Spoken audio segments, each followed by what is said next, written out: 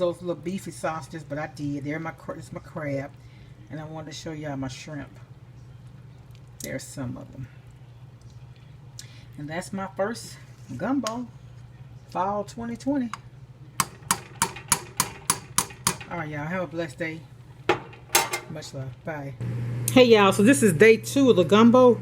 I just wanted to show y'all, give y'all back. And see what you do.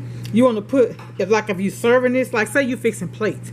You want to put the gumbo in there first and then put your rice on top, because if not, the gumbo will suck up all your rice. So that's why I put it on top like this. Especially if you're going to serve it. Like if you get those plates and you serve it, you want to put your rice on the top like this. Because that's all the rice that's in there. And that's all I need. Alright, y'all. Be blessed. Much love to everybody. Hey, welcome all my new subscribers. And if you haven't subscribed, you see something you like, go ahead and subscribe and hit the bell so when I put up some videos, you'll see them.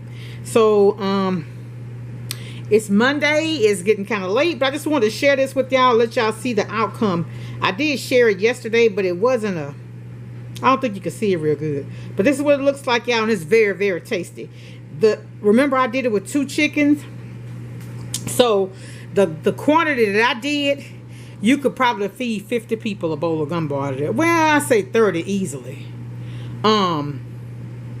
If you were selling it, because you could get those little cups, different sizes, like 12, let me see, 12, 16, 22, the different things like that, and they had the lids. And I think it's the 12 ounce, you sell that for $5.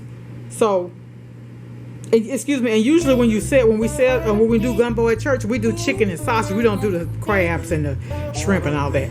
All right, y'all be blessed. I just wanted to stop by and say hi and welcome everybody. I appreciate all the kind words, even the criticism. Everything that we go through helps us to grow. Much love, everybody. Bye.